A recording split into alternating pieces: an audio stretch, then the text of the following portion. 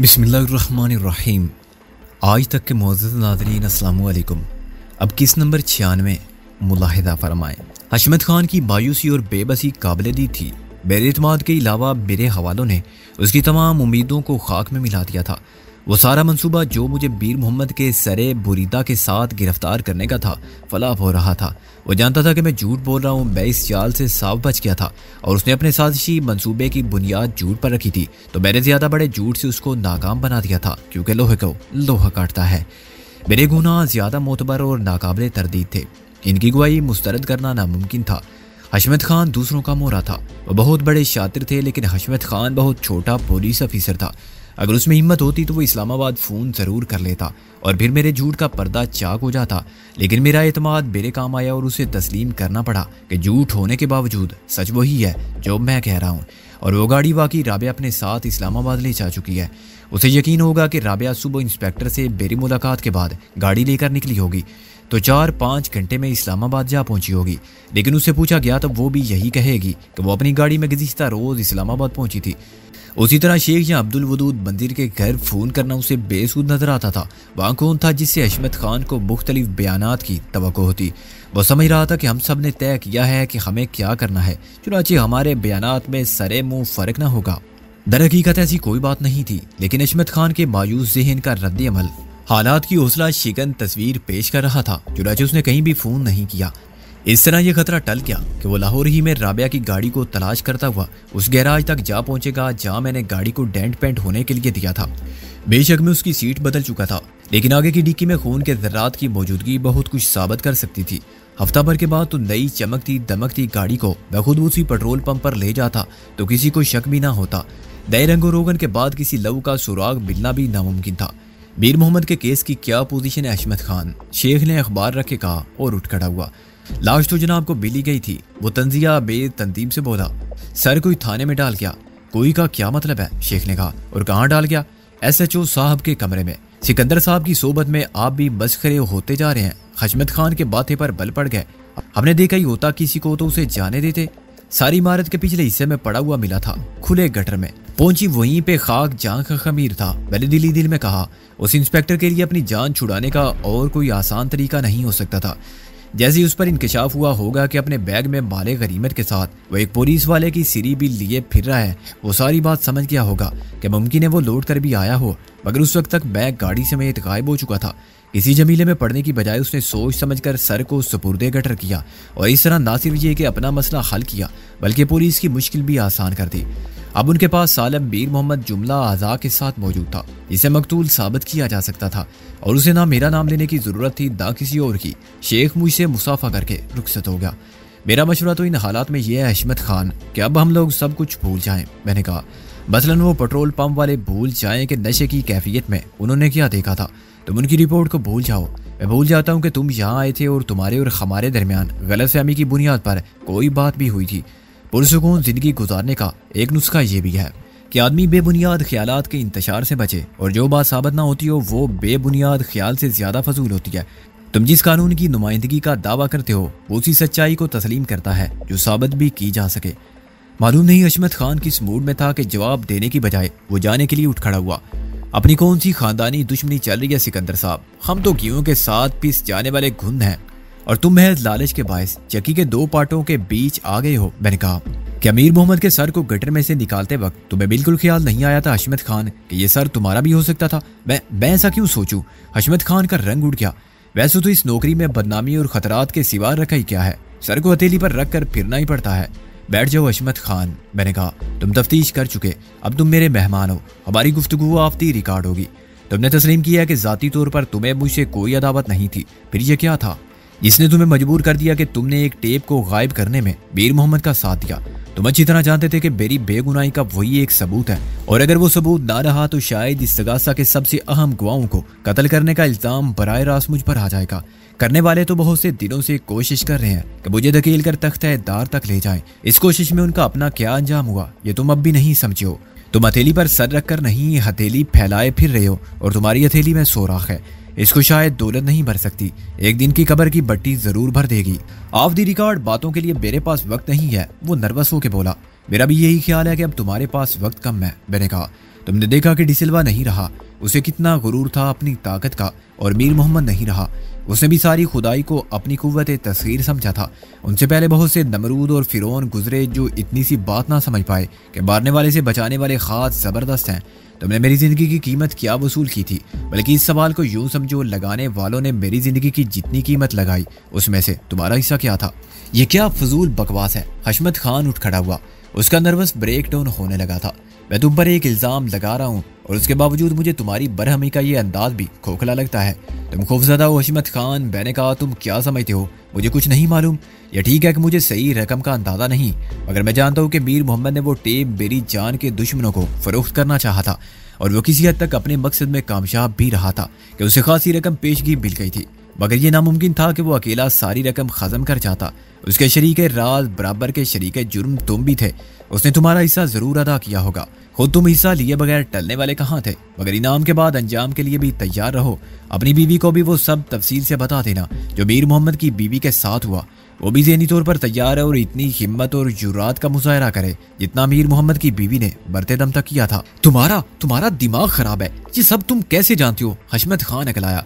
बहुत सी बातें तुम्हें आज मालूम नहीं, लेकिन क्या तुम्हारी लाइल्मी से कोई फर्क पड़ता है? मैंने कहा जो होना है वो जरूर होगा। मैं तो अच्छा कर रहा हूँ कि तुमको कबल अज वक्त खबरदार कर रहा हूँ। मीर मोहम्मद की बीवी बहुत समझदार थी। उसने बड़ी होशियारी से अपने बच्चों की जान तो बचा ली। अगर तुम्हारी बीवी कुछ नहीं कर सकती तो तुम कोई इंतजाम कर लो। हशमत खान ने टोपी उठाई और तेजी से बाहर निकल गया। वो दहशत ज़दा हो गया था। और कल सुबह के अखबारात जरूर देख लेना, मैंने चिल्ला के कहा। किसी में तुमको मीर मोहम्मद के दोनों बच्चों की तस्वीरों के अलावा और बहुत सी दिलचस्प खबरें भी मिलेंगी। मैंने एक कहका मारा और उसके पीछे पीछे बाहर तक आया। हशमत खान के दोनों मातहत पहले ही जा चुके थे। अब वो अपनी मोटरसाइकिल स्टार्ट कर रहा था। अब तो बहुत पैसा होगा तुम्हारे पास, नई कार ना सही मोटरसाइकिल तो ले लो हशमत खान, मैंने गेट बंद करते हुए कहा। देने वाले तो इतने सूदखोर हैं कि एक हाथ से पैसे देते हैं तो दूसरे हाथ से जान ले लेते हैं। मीर मोहम्मद का मज़ार तक नहीं बनाएंगे उस पैसे से जो बेचारे ने जान की बाजी लगाकर कमाया था। हशमत खान ने इधर उधर देखकर मुझे एक फहश गाली दी और हामते हुए किक मारता रहा। बेंसा, तुम जितनी गालियां चाहे दो, मैं मुश्तइल हो के एक बावर्दी पुलिस अफसर पर हमला नहीं करूंगा। अफसोस हशमत खान के दुनिया में तुम्हारा कोई दोस्त नहीं है जो दोस्ती में तुम्हारी खातिर जान दे सके। पैसा जिसे तूने दोस्त रखा हमेशा जान लेता है और किसी से वफा नहीं करता। उसी वक्त मोटरसाइकिल एक पटाखा छोड़ने के बाद स्टार्ट हो गई। अच्छा भाई, खुदा करे सुबह तक तुम्हारे बीवी बच्चे बेवा और यतीम ना हो। मेरी फिक्र ना करना, मैं रिजी साहब से कुछ नहीं कहूँगा। हशमत खान का हौसला इतना पस्त हो गया कि वो बड़ी उजरत में फरार हो गया। खतरे का एहसास उसे यकीनन हो गया था। जो स्कीम मीर मोहम्मद के कत्ल में मुझे मुलव्वस करने के लिए उसे समझाई गई थी वो नाकाम हो गई थी और उसे डर था कि मुर्दे इल्जाम उसकी ज़ात ठहरेगी। मीर मोहम्मद के अंजाम के बाद मेरी बातों ने उसके होश गुम कर दिए थे। मैं भी यही चाहता था कि वो मैदान छोड़कर भाग जाए। ताम डिसिल्वा के बारे जाने के बाद मेरी अपनी ज़ात के लिए खतरात बढ़ गए थे। डिसिल्वा उस गुरोह का एक शिकारी था जो वजीर खान के बाद मुझे शिकार करने के लिए मुत्तहिद हुए थे। उस्ताद पीडू और मीर मोहम्मद जैसे लोग तो उनके आलाकार थे जो कारआमद रहें तो कीमत रखते हैं और बेमसरफ हो जाएं तो ख़त्म कर दिए जाते हैं। उनकी जगह कभी खाली नहीं रहती। दुनिया के हर बाजार में कातिल भी मिल जाते हैं जो सिर्फ मुआवजे की बात करते हैं। ये नहीं पूछते कि किसकी जान लेनी है और क्यों लेनी है, और ये नहीं सोचते कि ये बादी जान की बादी है और बादी में जीत के साथ हार भी हो सकती है। डिसिल्वा की मौत पर एक फौरी इंतकामी रद्द-ए-अमल ये भी हो सकता था कि शिकारी मजीद सब्र और ज़बर से काम न ले सके। डिसिल्वा की मौत पर एक फौरी इंतकामी रद्द-ए-अमल ये भी हो सकता था कि शिकारी मजीद सब्र और ज़बर से काम न ले सके। अब तक वो मुझे जिंदा गिरफ्तार करने के लिए इसार को तंग करते जा रहे थे और उन्हें उम्मीद थी कि बिलाकर वो मुझे ज़ेरे दाम लाने में कामयाब हो जाएंगे। उसके लिए वो बहुत बड़ी कीमत अदा कर चुके थे, लेकिन कामयाबी की मंजिल उनसे दूर होती जा रही थी। ताज़ा तरीन शिकस्त उस्ताद पेड्रू की गिरफ्तारी थी जिसे वो ख़त्म करने का फैसला कर चुके थे। उसे बचा के हमने उनके लिए बहुत से तशवीश के असबाब पैदा कर दिए थे। उस्ताद पेड्रू बहुत कुछ जानता था और अब दुश्मन ने हमें कमज़ोर समझना छोड़ दिया था। उन्हें डर होगा कि हम अपने मखसूस तरीके आजमा के उस्ताद पेड्रू की कुव्वत मुज़ाहमत को शिकस्त दे सकते हैं और उसे बोलने पर मजबूर कर सकते हैं। मुझे ये बात तकरीबन यकीनी लगती थी कि अब शायर राज से कबल ही वो उस्ताद पेड्रू की ज़बान हमेशा के लिए बंद करने का इंतज़ाम करेंगे। वह उसके लिए पेड्रू को हवालात ही में कत्ल कराना पड़े या उसे बज़ोरे बाजू निकाल के ले जाना पड़े। मुझे शेख पर एतमाद था कि वो पेड्रू की हिफाजत के लिए इंतजामात में कोताही का मुर्तकिब नहीं हो सकता। चुनाचे मैंने बाद में उससे पूछा ही ना था कि कैदी की साल में है। रिजी साहब ने अपने घर में मेरी हिफाजत के लिए जो इंतजामात किए थे वो दरहम बरहम हो गए थे और अब उनकी वापसी तक यहाँ मेरा सिर्फ अल्लाह निगहबान था। तब एहतियात करना मुझ पर लाजम था और मुझे आज की रात अकेले सोने में खतरा महसूस होता था। मैं सारा दिन घर से गैर हाजिर रहा था और इस वक्त में किसी का अंदर छुप कर बैठ जाना मुश्किल ना था जो रात को अंदर से दरवाजा खोल दे तो मुझे सोते में उठा लिया जाए। उस्ताद पीडरू के उसूल का एक आसान तरीका ये भी तो हो सकता था कि मेरी रिहाई को उसकी रिहाई से मशरूत कर दिया जाए। इस सांस से दे उस सांस से ले, तुम पीडरू को छोड़ दो, अब सिकंदर को वापस कर देते हैं। चौधरी दिलावर ऐसे सौदे करने में किसी से कम ना था। न जाने क्यों ये ख्याल मेरे देर में रासिख होता गया कि आज की रात ऐसा ही होगा और मुझे अगवा कर लिया जाएगा। पहले मैंने भरा हुआ रिवॉल्वर साथ रख के घर का हर कमरा और हर कमरे का हर गोशा देखा। अंदर कोई भी नहीं था, लेकिन मेरी तसल्ली ना हुई। इस किस्म की खाना तलाशी बेसुध थी। किसी भी शख्स के लिए यह बहुत आसान था कि मैं एक कमरे में जाऊं तो वो दूसरे कमरे में स्टिक जाए और मैं दूसरे में पहुंचूं तो वो फिर पहले में आ जाए। मैंने अकल के दलाइल से खुद को कायल करना चाहा कि यह ख्याल मेरे लाशऊर में पैना खौफ की पैदावार है जो इसलिए गालिब आ रहा है कि अचानक मुझे अकेले रह जाने का एहसास हो गया है। मोहसिन, राबिया, शैला और अंकल रिजवी समेत इस घर के मकीन मेरे लिए एक नफ्सियाती सहारा थे। इनकी मौजूदगी में तन्हाई के खौफ से कभी वासा न बढ़ता था। मैंने सब खिड़कियां अंदर से बंद करके दरवाजे मुकफ्फल किए और घर से बाहर आ गया। रात अपना दामन फैला चुकी थी और उसे वैरानी का तासुर कुछ और गहरा हो गया था। मैं कुछ देर लान में खड़ा रहा, उस जगह जहाँ एक रात मैं और राबिया एक दूसरे के करीब बैठे बातें करते रहे थे। ये कुर्बतें और फासले सब एहसास के करिश्मे थे। उस रात वो मेरे कितनी करीब थी ये जाहिर की आंख से देखने वाले को कैसे नजर आता। अब वो मुझसे दूर थी तो उसका तसव्वुर एक हकीकत बन के रगे जहाँ से करीब तर आ गया था और मैं उसे बिल्कुल वैसे ही देख रहा था जैसे इस्लामाबाद में मोहसिन उसे देख रहा था या शैला और दूसरे लोग देख रहे थे। अजीब बात ये थी कि इस वक्त मुझे सबके चेहरे दिखाई दिए, अफसुर्दा और मरूल। वो एक दूसरे के दुख में शरीक थे, उनके पास एक दूसरे के गम में रफाकत का जज्बा तो था। वो एक साथ रो सकते थे और एक दूसरे के आंसू पूंछ सकते थे। सिर्फ मैं अकेला था। शाम के साथ ही कुनूतियत इसी तरह मेरे रगो पै में उतरने लगी थी जब मैं भी अकेला रह जाता था। अजीब बात यह थी कि मैंने फोतिया को याद किया तो मुझे यूं लगा जैसे वो मुझ से बहुत दूर है, जहाँ मेरे ख्याल की रसाई भी नहीं है।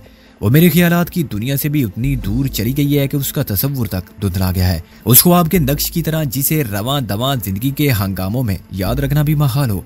शायद जीने वालों को ऐसे ही सहारों की जरूरत पड़ती है, वो मरने वालों के साथ मर नहीं जाते। रास्तों पर साथ छोड़ जाने वालों की जगह नए हमसफर बना लेते हैं। ये क्या है? खुदगर्जी, वक्त की चारागरी या हकीकत पसंदी की इंतहा।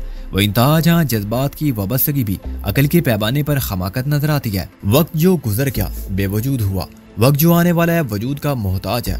जो कुछ है यही एक पल है, लम्हा गुजरा। आज राबिया के बगैर मैं अधूरा हूँ, जैसे दिन के साथ रात के बगैर वक्त का कोई तस्वुर नहीं।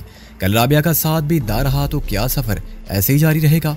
मैंने कलाई की घड़ी में वक्त देखा और सोचा कि अगर मैं इसी वक्त रवाना हो जाऊं तो रात को किसी वक्त पिंडी पहुंच सकता हूं।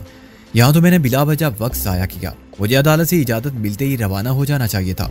ये रात भी किसी दोस्त के घर में या होटल में गुजारने से क्या हासिल। फौजिया की शादी में शिरकत ना करने का एक जज्बाती उज़र भी था और एक कानूनी उज़र भी, लेकिन मोहसिन की माँ की जिंदगी के आखिरी लम्हात में सबके साथ मुझे भी मौजूद होना चाहिए था।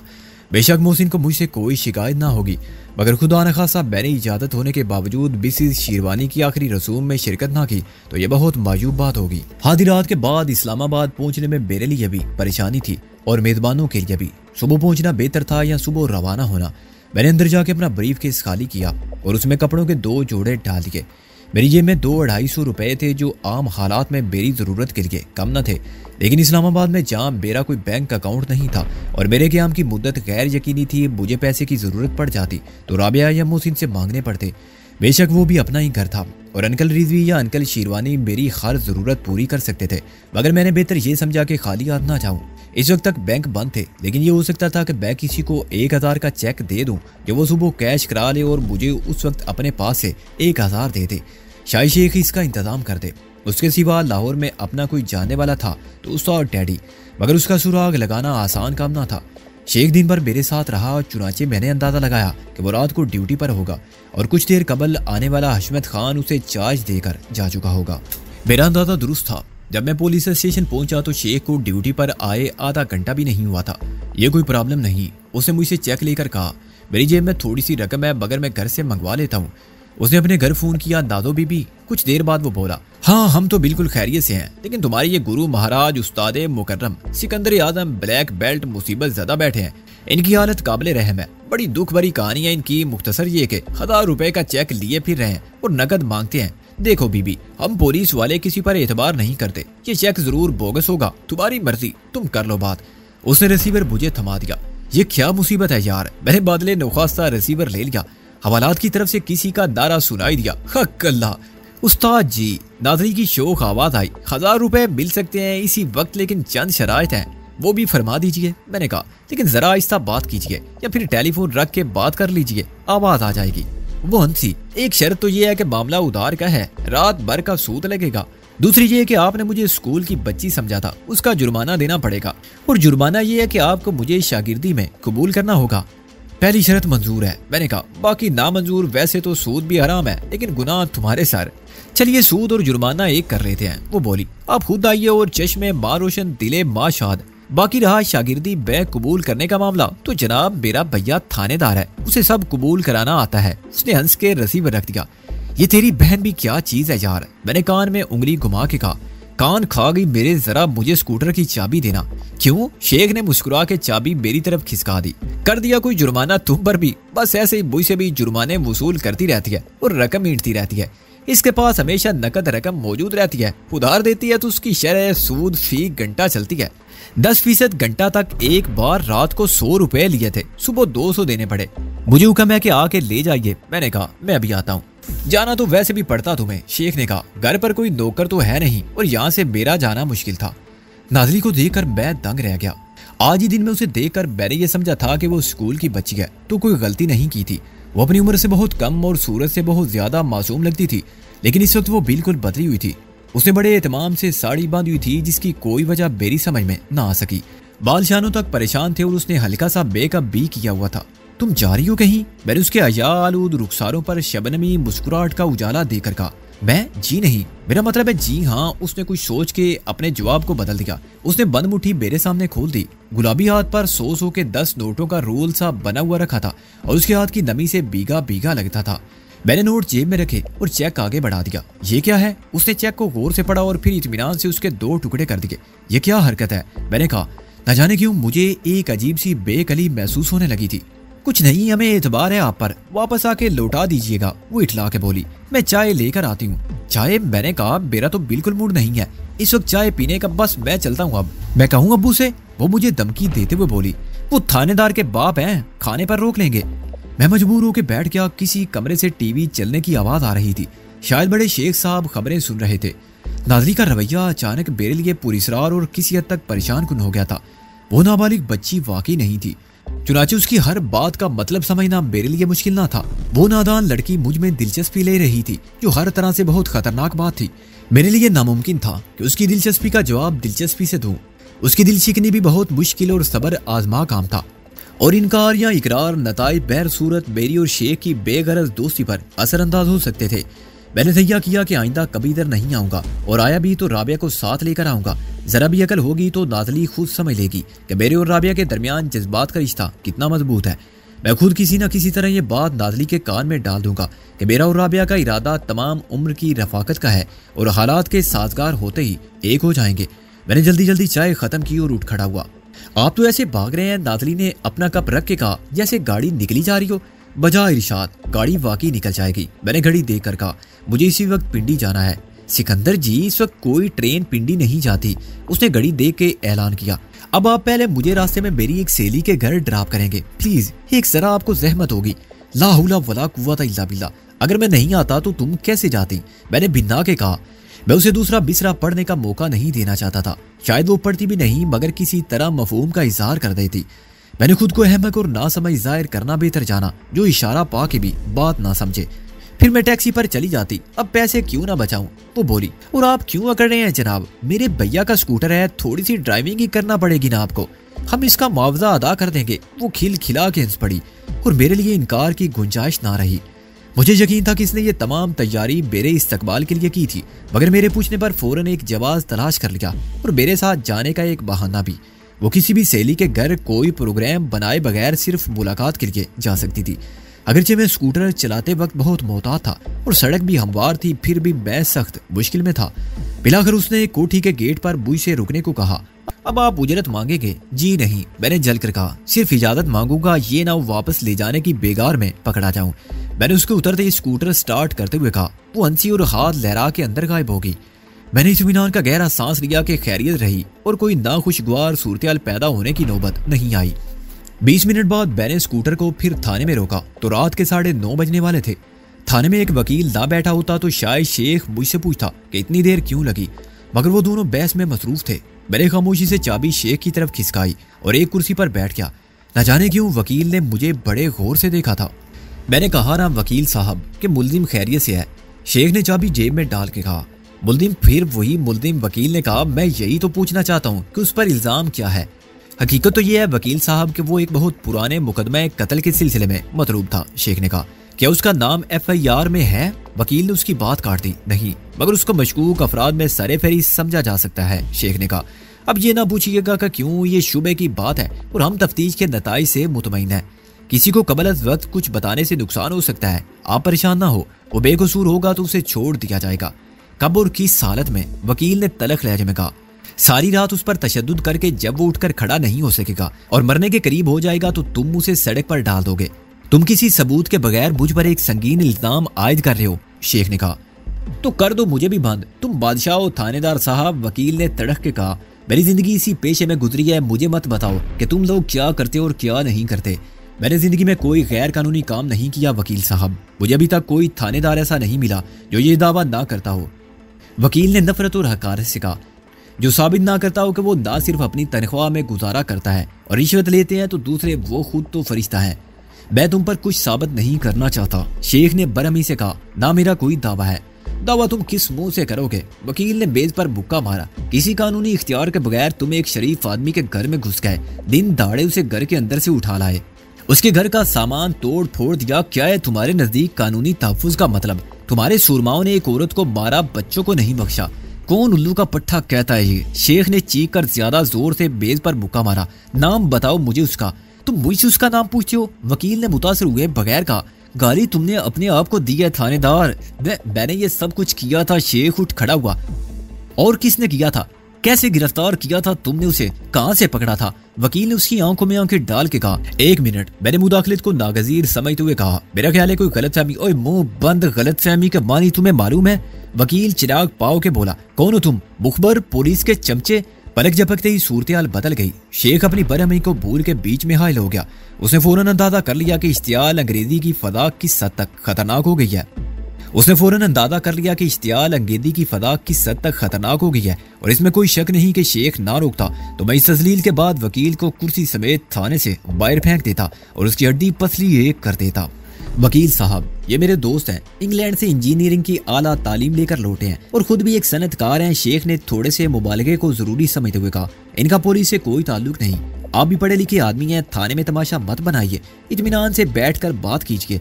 ये बताइए कि मेरे मुतल्लिक जो कुछ आपने कहा वो आपसे किसने कहा था? खुद उस शख्स की बीवी ने, उसके बच्चों ने, महल्ले वालों ने? वकील ने कहा यकीन कीजिए ये सब झूठ है। शेख ने कहा मेरी ड्यूटी अभी अभी शुरू हुई है, लेकिन उसे आपने कल रात घर से उठाया था। वकील बोला और जिन लोगों ने मुझे देखा था वो मुझे पहचान लेंगे। शेख ने कहा गालिबन पहचान लेंगे, उन्हें मेरी तस्वीर दिखा दी गई होगी। इस्तीफा तो मैं दे चुका हूँ, ये मुझे मुअत्तल या बरतरफ कराने की कोशिश है। मैं ये सब नहीं जानता। वकील ने कहा झूठ सच का फैसला अदालत करेगी। उस शख्स के दोस्तों ने और लवाहिकीन ने मुझे वकील किया है और मैं उनके बयानात की सदाकत को तस्लीम करता हूँ। मैं उससे मिलना चाहता हूँ, लेकिन वो शख्स किसी से मिलना नहीं चाहता। शेख ने कहा आज दिन में भी कुछ मुलाकाती आए थे और उन्हें भी लौटा दिया गया था। वकील ने कहा लेकिन मैं ऐरा गैरा नहीं हूँ, उसका वकील हूँ। मुझे वकालत नामे पर उसके दस्तखत लेने हैं, लेकिन उसने आपसे मिलने से भी इनकार कर दिया है। मैंने उसे समझाया था। शेख ने कहा तुम झूठ बोलते हो। वकील ने कहा असल बात यह है कि वो जिस्मानी तौर पर इस काबिल नहीं है कि तुम उसे मेरे सामने ला सको। तुम्हारे तशद्दुद के बायस उसकी हालत गैर है और यहाँ वो मर चुका है। ये इकदाम हमने उसकी हिफाजत के पेश नजर भी किया था ताकि किसी को उससे मिलने ना दे। शेख ने कहा लेकिन अब तुम्हें झूठा साबित करने के लिए मुझे उसको जबरदस्ती बुलवाना पड़ेगा। उसने मेज पर रखी हुई घंटी पर हाथ मारा। एक संतरी ने कमरे में आके सल्यूट चाड़ा और अटेंशन खड़ा हो गया। देखो एक आवाज आती है आखिरी कमरे में। ऐसा ही शेख ने कहा उसको यहाँ बुला लाओ। कहना मैं बुला रहा हूँ। आखिरी कमरे के नाम पर मुझे एक जुर्जुरी सी आई। ये वो कमरा तफ्तीश था जहाँ पहली रात मैंने भी तफ्तीश के नाम पर होने वाली इंसानियत सो जुल्म की अजियत बर्दाश्त की थी। चंद में मुकम्मल खामोशी में गुजरे। वकील के जारियाना रवैये के बायस कशीदगी की एक ऐसी फजा कायम हो गई थी जिसमें किसी के लिए किसी से नजर मिलाना दुश्वार था। वकील अपनी जेबों में कुछ तलाश कर रहा था। शेख ने मेज की नीचे वाली दराज में कुछ तलाश किया और मैंने जेब से सिगरेट लाइटर निकाला। इखलाकन मुझे दूसरों को भी सिगरेट पेश करने की आदत थी, मगर शेख सिगरेट नोशी तर्क कर चुका था और बड़ी सख्ती से अपने अहद पर कायम था। वकील के साथ उसकी बदतमीजी के बाद इखलाक बरतने की गुंजाइश ना रही थी। मैंने अपने लिए एक सिगरेट निकाली और पैकेट को खाली पा के बेज के नीचे रखी हुई टोकरी में डाल दिया। जब मैंने सर उठाया तो एक कांस्टेबल उस्ताद पीडरू को अपने साथ लेकर अंदर आ चुका था। पीडरू की नजर मुझसे मिली तो वो चौंका, मगर फिर अनजान बन के 10 बस्ता खड़ा हो गया। मुझे उसकी मस्कीन सूरत और उसके रवैये की इनकसारी पर हैरत हुई। वो बदमाश जो उस्तादी के मर्तबे पर फायज हो जाएं, थानों में ऐसी सादत बंदी का मुजाहरा नहीं करते और उनकी अकड़फों में कमी नहीं आती, लेकिन उसके अंदाज़ो इतवार में बदमाशी की झलक तलक न थी। किसी हवालाती ने दारा लगाया। कल्ला बैठ जाओ भाई, शेख ने कहा। क्या नाम है तुम्हारा? जरदाद जनाब, उसने सोचे समझे बगैर कहा। हमारा कसूर तो बता दें थानेदार साहब, कल से बंद कर रखा है हमें। तुम उस्ताद पीडरू के नाम से ज्यादा मशहूर हो, शेख ने कहा। करते क्या हो? रेडी लगाता हूँ रेजेंट सैनमा पर जनाब। सर्दी में मूंगफली, गर्मी में कुल्फी। उस्ताद पीडरू तो मुझे कोई नहीं कहता। मैंने तो आपसे कहा था कि मुझे किसी और के धोखे में पकड़ लिया गया है। वो हाथ जोड़ के बोला और हथकड़ी खनकी। मैंने उससे कुछ कहने की ख्वाहिश पर बड़ी मुश्किल से काबू पाया। कुछ देर मैं और शेख उसे घूरते रहे। वो बुरी अदाकारी नहीं कर रहा था।